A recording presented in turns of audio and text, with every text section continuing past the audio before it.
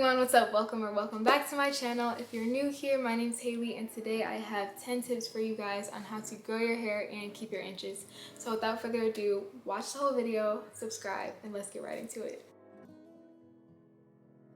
So in the first 5 tips, I'm going to be talking about how to grow your hair. So the first tip is to know your hair type and moisturize your hair according to your hair type. Moisturizing your hair is more than just putting oil and lotions in your hair. It's also dependent on your hair type. You need to know your porosity to know whether to put it in when you're washing it or whether to put it in throughout the week. For example, my hair is low porosity, so every single time that I wash my hair, I also have to put in moisture in my hair. And I know that that's a key time that I get to put in moisture in my hair because my hair doesn't accept much moisture unless it's wet, and I also have to use warm water to distribute moisture through my hair in the week. So know your porosity and then moisturize according to your porosity and what works for your hair.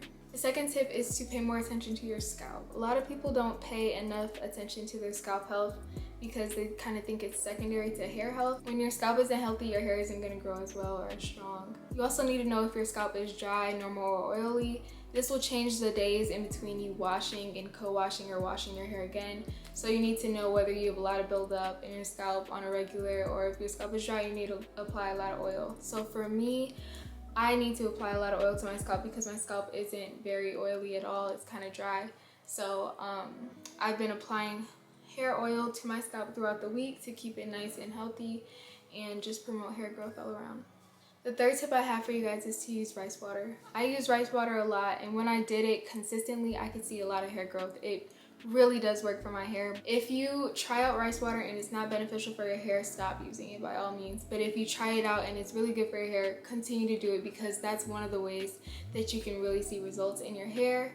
I know I have. Also, if you're gonna use rice water to promote hair growth, you're also gonna need to know how to use it. Rice water can be very strong, and if you use it too much or if you use it and it's too strong, it can have a negative effect on your hair. So I recommend researching that before you try it, but rice water really does work for me to grow my hair. The fourth tip is protective styling. I'm sure many of you know that protective styling really does help your hair, and it's because you're keeping your hands out of your hair and you're not manipulating your hair as much, so there's less room for breakage, there's less room for shedding, and it'll just help your hair grow out of your scalp. But a lot of people think that you have to go out and pay $200, $300 for a protective style in order to grow your hair, and you don't. All you have to do is just put braids in your hair, put twists in your hair after you're done with your wash day, and leave them in until your next wash day. And make sure you're sleeping with a satin pillowcase, and make sure your ends are not exposed so you don't have any breakage, because protective styling does not always include added hair. It can include your natural hair, and you don't have to go out and get it done. You can just do it yourself. Super easy, super efficient, and it works just the same. So try protective styling. With or without hair is completely fine, and it will make your hair grow. The fifth tip is to eat for your hair. You can go on Google and see all the foods that are promoting hair growth in your body, and they're all healthy foods. By eating for your hair, it doesn't mean to eat more. It means to eat the foods that puts your body in the best condition to promote hair growth. So eggs, they have a lot of biotin in them. I know seeds do.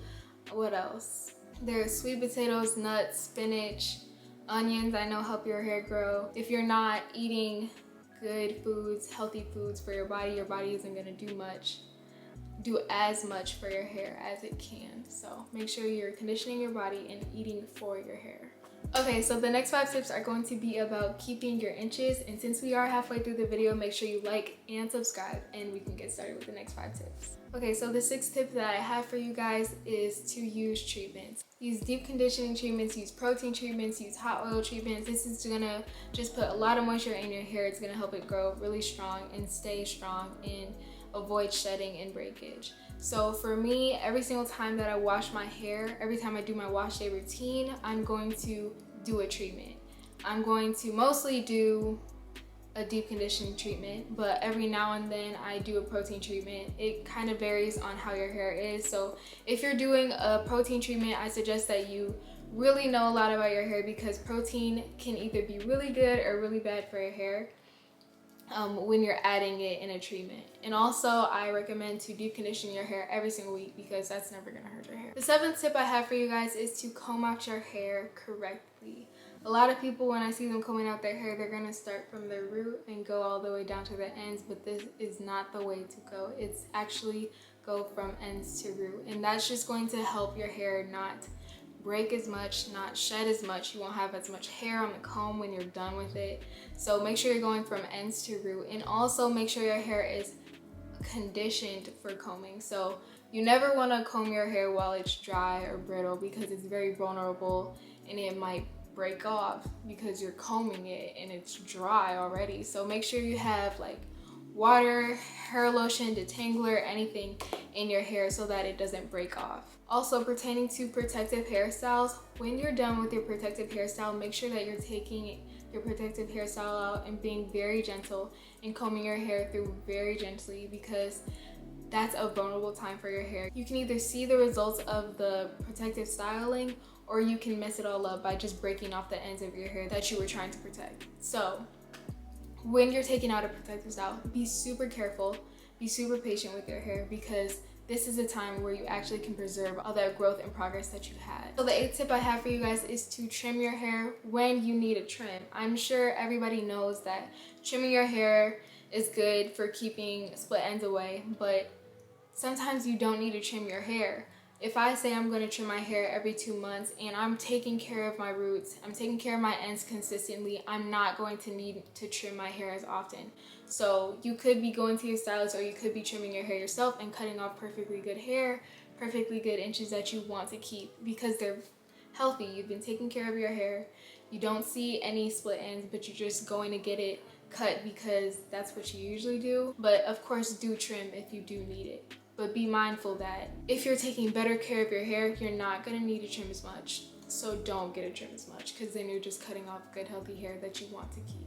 The 9th tip that I have for you guys is to moderate your heat. I'm sure everybody knows that heat is not particularly good for your hair, especially direct heat. Flat ironing your hair, blow drying your hair on high heat is not good for your hair. It's going to make it dry, brittle, and kind of break off. But there's a good type of heat, and that's indirect heat, and I'm talking about a heat cap.